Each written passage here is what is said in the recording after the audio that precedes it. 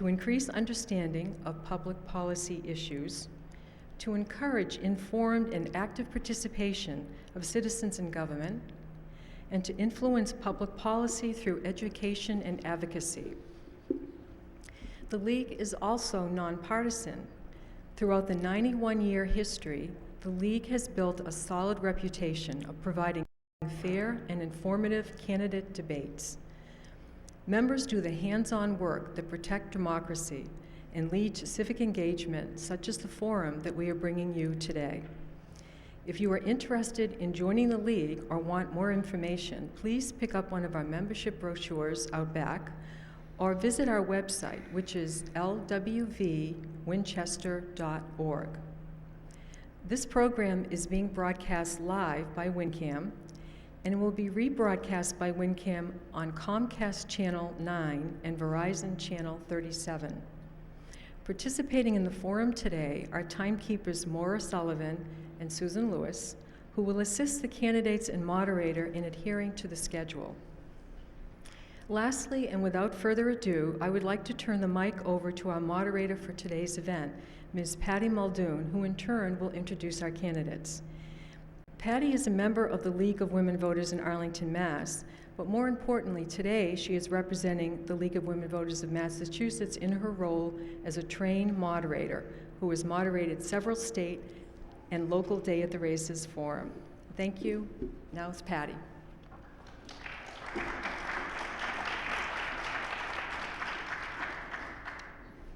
Hello, Winchester.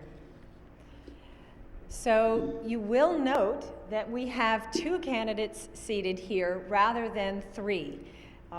Brian O'Connor, your incumbent selectman who is running for his 3rd term, is a Vietnam War veteran and has worked at Polaroid for 26 years.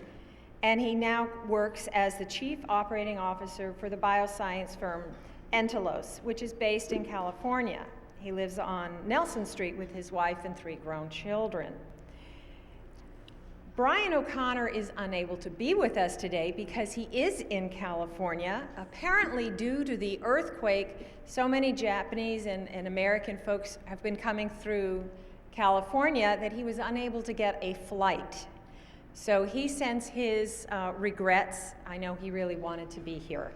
So that will allow us to get to many more questions for the 2 candidates that we do have before us. So there's always a pro when something negative occurs. There's always an upside. And so we can get to more of your questions today. And let me just quickly go over our format. The candidates will each speak for 2 minutes with an opening statement, and the order was chosen by a flip of the coin. And we will then have a number of questions that they'll have 1 minute to answer. Our timekeepers have cards to time them, and they'll get cards at 1 minute, 30 seconds, and then when it's time to stop, it will be time to stop and just finish up a brief sentence, and then we'll move on to the next question or candidate. Then we will have 2 minutes closing statement. And that will be the end of the people part of this forum. And then we will move on to the idea part, talking about the override. So it's a 2-parter today. And let me begin by introducing our opening speaker, Douglas Marmon. Care to stand? Mr. Marmon, age 64, is running for his 1st term on the Board of Selectmen. He's served on the Capital Planning Committee for 5 years and is currently the chair. Previously, he served on the Finance Committee for 9 years. He is an investment software consultant and has been a Winchester resident for 35 years. Mr. Marmon lives on Kenwood Road and has 3 grown children. Thank you. And Mr. Douglas J. Wilkerson is 54 and is also running for his 1st term on the Board of Selectmen. He's lived in Winchester since 1981 and has been with the police department for 30 years, where he is a juvenile detective and police prosecutor, and has served on the executive board of the Winchester Police Patrolmen's Union for the last 7 years. Mr. Wilkerson is retired from the U.S. Navy after 21 years of service. He lives with his wife on South Gateway and has 2 grown children. Thank you.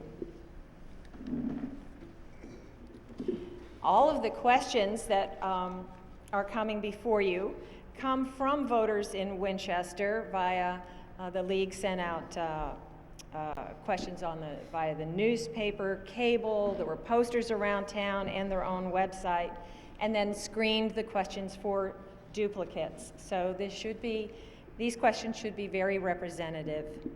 And so now we would just like to have our opening statements. Mr. Marmon, if you would care to give us your 2-minute opening statement, please. First of all, I'd like to thank the League of Women Voters for holding this debate. This is real democracy in action. My name is Doug Marmon. I've lived on Kenwin Road for 35 years. My wife and I have raised 3 children who went to Morocco and then McCall and graduated from the high school. And my wife's a school librarian who worked for a while in the Winchester schools. I've been on the finance committee, I've been on town meeting for 30 years, served on the finance committee for 9, where I helped establish the multi-year budgeting policy. I'm currently the chairman of the capital planning committee, where I've helped made more rigorous the project evaluations that we do, so they're easier to debate within the committee and without. And this year's capital plan includes a couple of far-reaching school projects, the Vincent Owen reconstruction and the feasibility study for the high school, that will help us plan what to do with that building. So that's who I am. Let me tell you 3 things that I stand for. First of all, I'm in favor of the override. We need it to keep the level of services that we treasure in this town. 2, I'm disappointed in the wage contracts that we signed last fall. The cost of the wage and benefit package is rising much too rapidly and is a major driver in our need for additional taxes. We failed to make any changes in work rules, which we'll need if we're going to have Winchester run as an efficient business. And the contract term was too long. It provides for us with stability when what we need is flexibility. And 3rd, I want to hire a permanent full-time town manager. A citizens committee should start that search immediately with guidelines from the selectmen, and the process should be open to all candidates. Thank you. Beautifully timed, thank you. And Mr. Wilkerson, your 2-minute statement, please. Thank you very much. I'd also like to thank the League for having this. It allows us to put our faces and our names and for people to see who we are. I've lived in town, married my wife in 1980, and I moved in shortly thereafter. My children went to the Lincoln School, and both of them graduated from Winchester High School. One is now in the Marine Corps. He's deployed, and the other one is living in Phoenix after graduating from Westfield State. My wife has been a lifelong resident of the town. She grew up here, has seen it grow, and as I have over the last 30 years. Some good, some bad. Sometimes I think we need change, which I think now is one of them. As my fellow candidate said, there are a lot of issues in front of us, the override being one of them. I am against the override. Most of you know I work for the town as the police department, so my salary is also being held into question. And as a resident, I am still against the override. I feel there are other measures that can be taken to quote-unquote tighten our belt, to reach other areas where we can come up with maybe not funds, but maybe ways we can elasticize the process to make it more compatible to everybody. Excuse me, that being said, my outlook as coming from a union member who does work for the town is much different than the people who are in office and the people who assist the people that are in office to come up with the numbers. They have a different view, and I don't necessarily agree with their view. It is one view, mine is different, and I would like to think that my view is held in some regard by a lot of different people in this town who don't necessarily get someone to speak for them. And I'm hoping to step into that role and speak for the people who don't normally get their voices heard. And I think that would be about it, and let's hope we can move on. Thank you so much. Also timely. Before we get into the Q&A, I just want to give you a quick summary of the office that these 2 gentlemen are running for, along with the incumbent. The Board of Selectmen is made up of 5 members with 3-year overlapping terms. This year, there's 1 position open and 3 candidates. The Board of Selectmen functions as the town's executive branch, and as such, formulates town policy, ensures compliance with state laws, and administers town meeting decisions where it has jurisdiction. The board appoints a town manager, provides professional management of town services and departments except the schools. The selectmen compile the warrant, grant license permits, review budgets, and settle claims against the town. They're responsible for all local, state, and federal elections. They attend hearings and town functions. And I'm sure there are other things they do as well, but those are the basics. So let's go right to the questions. The candidates have not seen these questions in advance, so they are going to be fresh. So, you may never have been asked these questions before. The first one, let's see. In 2007, the town of Winchester purchased the Right Lock Farm. What would you propose the town do to move forward on protecting or recovering its investment in this property? Mr. Wilkerson, would you start, please? 1 minute. The town needs to find a contractor or someone who's willing to invest in that property that can build something that will help the town, will assist it in its tax base, will use it in a way that cohabitates with what the town already has there and in the local area without looking, so to speak, out of place, without taxing the structures we have in place already. But it needs to be utilized. Standing alone, standing out there while we pay taxes on it, as well as the bill, the town needs to find someone that wants to agent up with it or partner up with it to make it into a usable place that we can all benefit from. Thank you. And Mr. Marmon? Well, as soon as market conditions permit, I think we need to attempt to find a developer who will follow the general plan that was put down by the Abbott proposal. We do have the plans, the permits all ready to go, so if we can find somebody who can do that, that will save them a bunch of money, and perhaps we can then make a deal and get back on the track that we thought we were on before Abbott pulled out and the market kind of turned down. I also want to talk a little bit about the Conservancy, the part of the land that we don't want to develop. I think the Conservancy has done a good job of coming up with a plan for the future of how to use that piece of property for the benefit of all, and I think that they should be given a long-term lease, which is up at this town meeting, in order for them to go ahead and implement their plan. Thank you. And Mr. Marmon again. Turning to downtown Winchester Center, what is your position on the Smart Growth Grant, and what do you see as its benefits or potential problems for the town? First of all, we got to give great credit to the planning board for a couple of things. One is getting that Smart Growth Grant, and for having a set of discussions, conversations about what we should do in the downtown. Lots of ideas have come up. We're a ways from really figuring out exactly what we want to do, but still a great conversation of different pieces. The Smart Growth Grant will allow us in-kind benefits, consulting, different studies, so we can figure out the particulars, maybe some marketing studies or some traffic studies to help us figure out what the next step should be in the downtown. Thank you. Mr. Wilkerson? I think it's a very good, the Smart Growth was when it put into place, allows us to partner with different people using people's strengths to help us make decisions that will benefit all of us as citizens. I mean, we all enjoy the downtown. It has many things that we look forward to using, whether it be stores, restaurants, or whatever, and we need to grow it.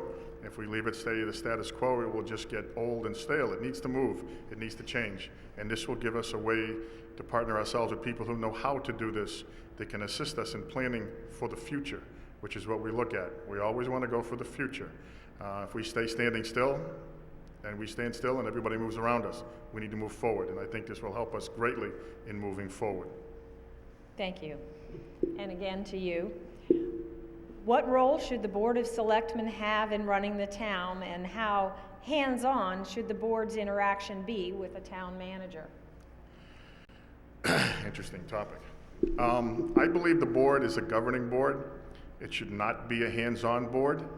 The town manager, which we hire to do that, should be a professional in every way, shape, or form, and should know how to manage the day-to-day operations of a town.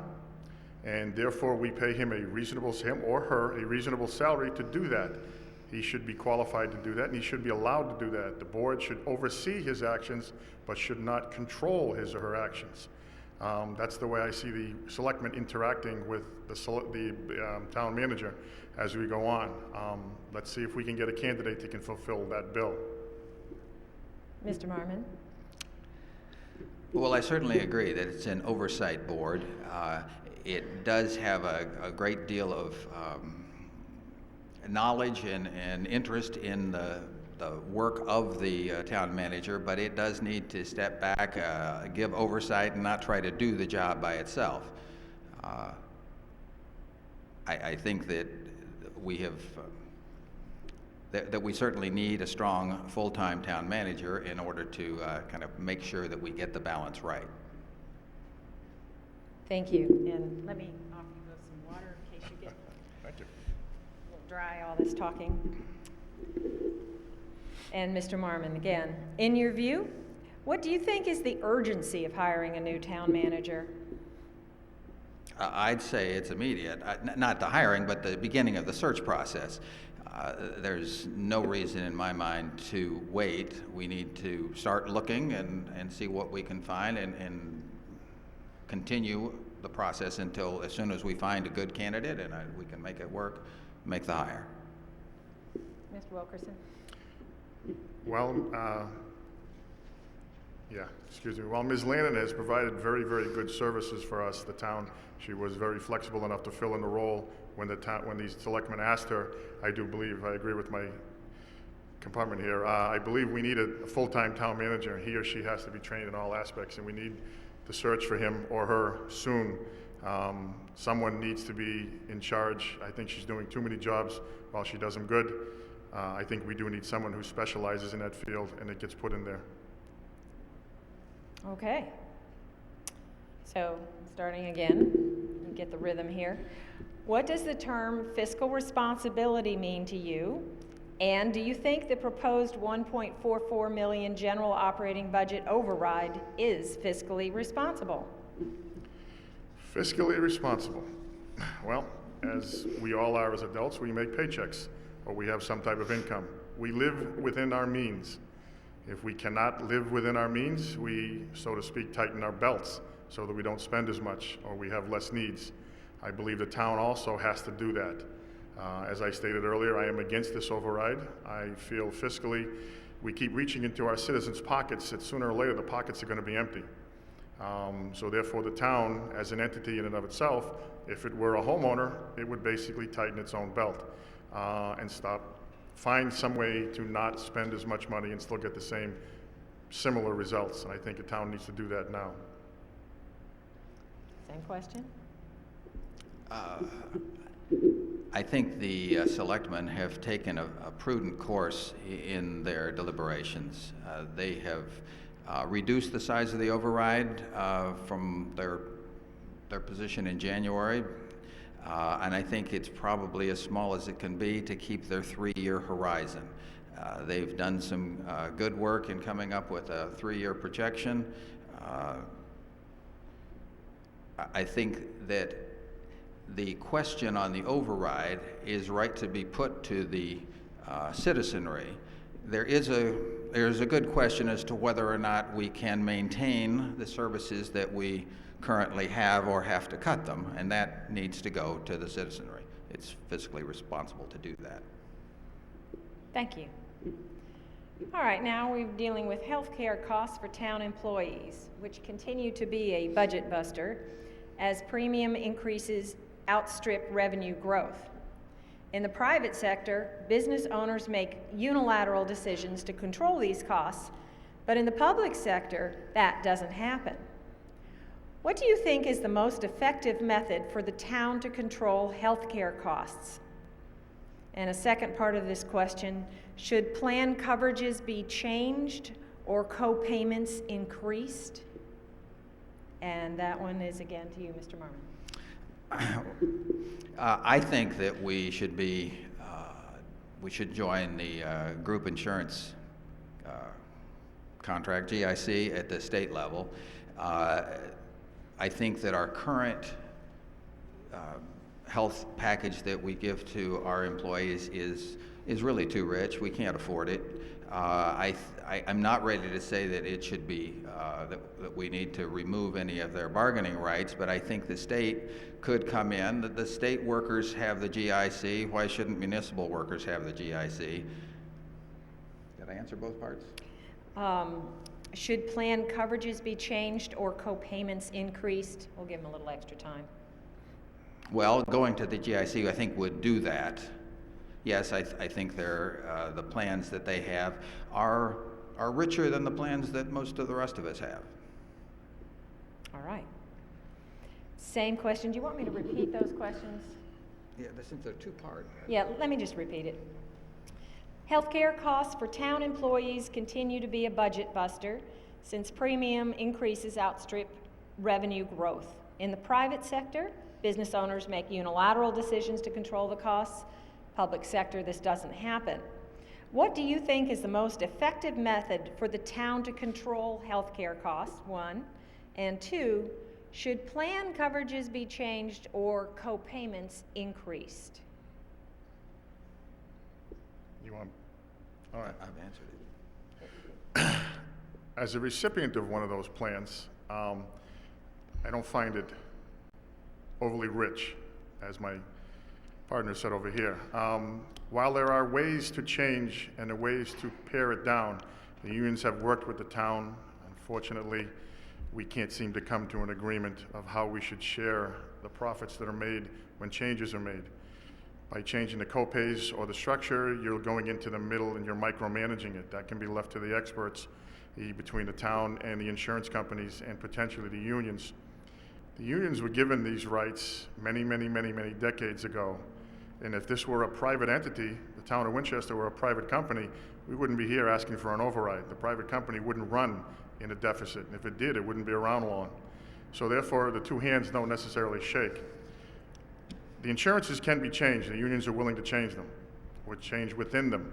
The town has changed the last time we changed within them. We did increase the co-pays. We increased everything concerning that. The employee now pays substantially more than he used to before for the same services, or actually less services. So the unions have given before. It comes back to how many times you're going to come to our well and keep taking water out. The GIC, I don't believe, is a good bargain for the town nor the unions. I think something else can be worked out between the two of us to come to an agreement. Thank you. Do we have a rebuttal on that? You know, we've got a little extra time. Would each of you like to take 30 seconds more to talk about that? You said something about sharing the profits. And obviously there are no profits involved in this. There are extremely fast rising costs. And if we can figure out a way to reduce some of those costs, you'd like to have them put in to your paycheck. To me, they are rising costs that we both should be trying to bring down and stop, not sharing the profits. I don't understand that. Thank you. You have to understand, the town of Winchester is an employer. It employs the people that you're asking to share with. And most of those people cannot live inside this town based on their salaries. So therefore, the sharing comes from working, negotiating as two entities to come to a common goal that benefits both.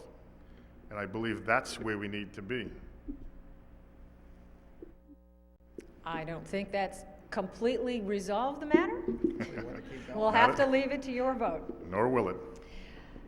Moving along to the schools, student enrollment at Winchester High School is projected to increase by about 30% over the next 5 years, based on the number of students already enrolled in our middle and elementary schools. Now, town meeting voted to fund a feasibility study to determine how best to house and serve these students. By house, meaning classrooms. If more classrooms or renovations are needed at the high school building, how would you propose the town fund these improvements? And would you support an override in 2 to 3 years' time to pay for improvements to the high school? Mr. Wilkerson. If the feasibility study were to determine, and I were to read the findings, and it would determine that there were absolute needs to keep those students successfully housed in a classroom, then I would look at that feasibility study and address the possibility of an override at that time frame. As far as giving carte blanche, I'd have to see the results prior to that. There's no doubt in my mind that the feasibility is going to say that we need more classrooms. The kids are coming. The feasibility study is trying to answer a whole bunch of other questions. Do we build a new high school? Can we renovate? Do we have to add a wing, or can we remodel inside our current footprint? What are we going to do with the students while we're doing the reconstruction? Those are the questions that have to be answered. And when we get some answers to those questions, we'll begin to get a handle on the costs. Somehow or other, we have to not only analyze all that and come to some consensus, but we have to agree on a size for the override. It's going to be a debt exclusion override. It's that we have to come together and figure out how much we can do before we can proceed. Thank you. Well, sticking with that tune of override, do you believe the amount of the proposed override, $1.44 million, is correct, even though the budget call for next year calls for $1.48 million for from cash reserves in addition to the override amount? And this voter would like you to answer with a simple yes or no. Do you support the proposed general override? So first, do you think the amount is right? And second, do you support it? Starting with Mr. Marmon. Yes. The size is big enough to get us through the 3 years. It will have some surplus the first year and get through. I don't want to get into the 3-year plan particularly, but I think it's the right size so we don't have to come back and deal with the override again right away. Short and sweet. I think I've already stated my answer would be absolutely not, no. I am not for the override. Therefore, the amount being said, if I'm not for the override, I'm not for the amount. Services may be curtailed, we may move on, but I'm not in favor of the override whatsoever. All right, succinct. What is your position on implementing meters to redistribute parking in downtown Winchester? And again, Mr. Wilkerson. When I first came on the job many years ago, we had just gotten rid of the meters downtown. The little parking meters we used to put quarters into. As I remember the guys speaking down there, they were an absolute nightmare as far as maintenance. They actually took more time and money to keep up than they were actually worth. So actually individual meters I would not be in favor of. At meters at several of our local parking lots where the commuters use, I would definitely be in favor of looking at that as a revenue stream.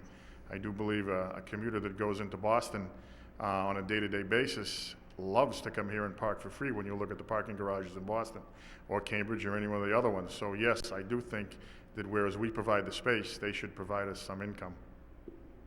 Thank you. Mr. Marmon? I think this is one issue on which we pretty much agree. I know that the planning study has suggested a lot of parking meters, that we need to make certain that the parking in the center of the town turns over quickly, and meters help with that. But I went to a meeting at the Chamber of Commerce, and they weren't very excited about these meters. I haven't heard very many people being excited in favor of the meters. It seems to be almost a problem whose solution is worse than the problem we started with. Thank you. With tight budgets, the town has shown a preference for cutting technology before cutting services. Should the town establish a technology stabilization fund similar to the existing capital and building stabilization funds to fund technology replacements and improvements town-wide? Again, Mr. Marmon.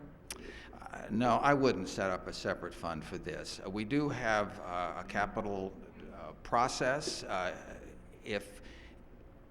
And I think the capital planning process will provide investment in technology anytime that we have an identifiable benefit that comes from the technology. There definitely are places where putting in technology brings back productivity, and I think we will fund those things. Setting up something separate, and heaven knows how we would fund it, I don't think that really gets to the problem. I think that technology is a part of the investment in the town and should be prioritized with other investments.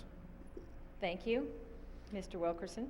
Technology is different for each department as we go through town. The police department has different technologies than the fire, than the school, than the DPW, than the town hall and or the library. Those technologies are kept by themselves and they're specialized for the most part. Each department should manage its own, so no, I don't think we should set a separate budget aside for technology. It's replaced as needed with the assistance of the IT manager from the town hall, if possible, for his input, and each department has its own IT specialist, so to speak, who assists also. So I do not believe a special fund should be set up. We should let the department heads manage. If they need to go to capital planning for a bigger one, then that's a possibility they can request if a bigger need is there. But no, I would leave well enough alone. And again to you, Mr. Wilkerson. In a once in 50 years opportunity, the MBTA and the town are working to make changes to the train station in Winchester's beautiful town center. Do you have any recommendations to improve station access or appearance, parking, or other features? Should the town provide funds to make substantial changes, even if this would involve the taking of land, as has been discussed? That's a little bit of a blind side. I believe it's doing a conglomeration with the MBTA, and I believe the contractors are going to do what the town has come to agreed upon with the MBTA as far as a building access being, and we all know we have to have access for the disabled for every person involved, and I do believe those meters are going to all be met. So I would not actively get involved in changing any of the components that I've seen so far. Should we buy land to add to the parking? In the area that it's located in, I'm not sure that there's much land that would be available. We could utilize the land that's there now in a fashion that might be better used, but that would take an expert to look at, and I'd have to look at the plans. So I'd say let's leave it alone for now. Thank you. Mr. Marmon? I don't think I have any specific recommendations. I do know that the town engineer and a committee have been studying this pretty carefully, hoping that they can, I think, put in new ramps, which is why we'd be taking the land, and perhaps putting a walkway from Laraway Road to Thompson Street. But I think as far as I know, they're doing a pretty good job. I haven't been completely up to date on that, but I think that it's being well controlled. Thank you. Now, in that you both are, as I said, very succinct, I'm going to offer something that was not planned. We have a little bit more time, and if you both agree we will do this, would you each like to ask each other one question? I need to see nods from the both of you, or maybe no. I got one nod. What do you think? If it goes, I don't have a specific question, but I'll go along. Well, you'd have to have one. That's the unfair part. This is like. I wasn't prepared for this part. I know, nobody was prepared for this. I see we have one question, but if you don't have a question, then I don't want to do it, because this was unexpected, but so was having one of our candidates not show up. So if you don't have one. I'd be willing to answer his if he would care to put it. Okay. It's an open forum. Let's let them It hear is. what's on our minds. As a union leader, you have fought to have your benefits maintained and your pay raised. That's fair. Correct. The cost of those changes has been significant and is a major driver in the override that's coming. But you're against the override. It sounds to me like you want to have your cake and eat it too. You want your benefits, but you don't want to pay for them. How can you reconcile those two positions? I essentially pay my own raise when I pay my taxes, being a homeowner in Winchester. The unions settled for a very low amount. I believe over a 4-year contract, we looked at a 0, a 0.5. we never really reached the 1 point except for the last year of the contract, which I think is where the Finance Committee and everybody seems to have its issues. The unions accepted a zero the first year in a way to assist the town. A lot of people are out of work, and I understand the economics of that nationwide. We see it in Wisconsin. Everybody's anti-union. The unions weren't created last night, ladies and gentlemen. They were created about 100 years ago, and in a way to assist the average worker and to get a quote-unquote fair deal. Are they being abused in some locations? Yes. Are they being abused here? No. We asked for, we accepted a fair wage. We gave the town a change in the insurance that it requested. We all had arbitration hearings scheduled for the future, which has been alluded to, which legal cost could have amounted to many dollars on both sides, which would have gained. We don't know who would have won or lost. We assume we'd have won. The town assumes it would have won. But in retrospect, no one would have won. Everybody would have been out an awful lot of money, and a lot of feelings would have been hurt. So the wages we took were small. Now I say that as a recipient of that. The payer may not look at it in the same respect.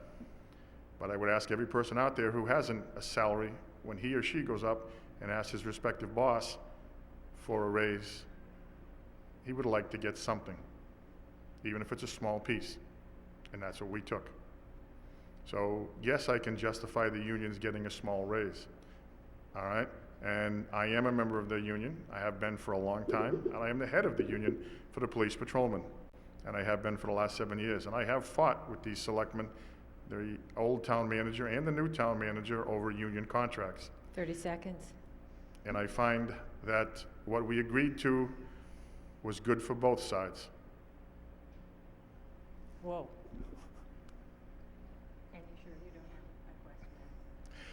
Well, That's good. Well, I think that was added an interesting element to our discussion today. And we are going to move to closing statements at this point. So given that Mr. Marmon started, I would ask Mr. Wilkerson to give us your closing statement in a couple of minutes, please. thank you everybody for being here. Again, thank the League for putting this on. It was an eye-opener for me. Some of the questions were very interesting, as I'm sure you all heard. I'm not up on a lot of things as my opponent is here. He has been involved in town government for a long time. He is up on some of the particulars that I am not. What I am hoping that the people of Winchester will see is I bring possibly a fresh perspective. As a union member and a union head, I can look at the issue of the insurance as one component from a different side. There are alternatives out there, the GIC only being one of them. There are other ways to control insurance. We have yet to look into those. We need to look into those. We can look into those. I'd like to be the member that helps look into those. All right, so I'm asking you to vote for me. I am against the override. I think everybody knows that. And I am the recipient, and I am going to be the recipient of possibly less pay, less police officers, less other services. I also live here, so I will be the recipient the same as you all will be. But I just think it's not in the best interest of all of us to be spending more money when there's none out there. We all need to cut back. We all need to do things in a different fashion. Good luck.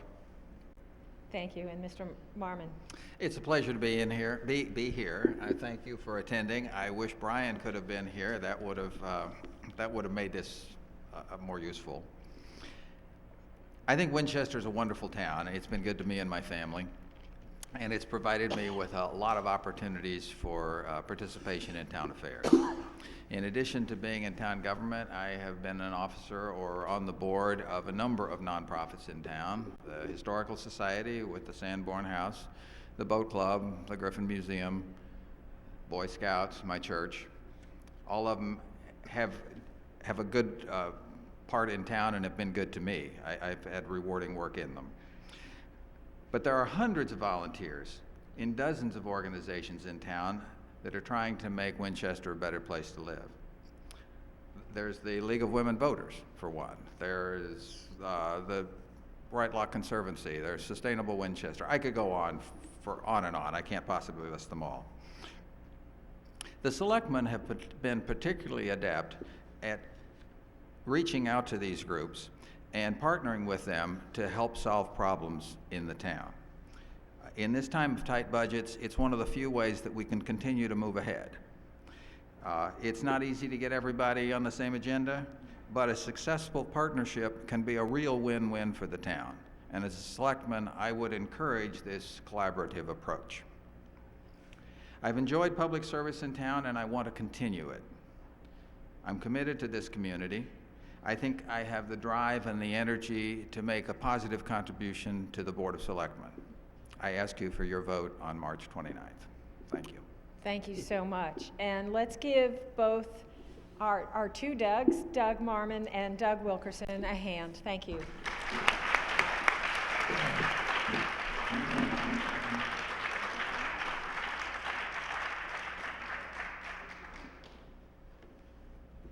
And if we could have our Finance Chair and our Board of Selectmen Chair come up, we'll move to the panel discussion on the override.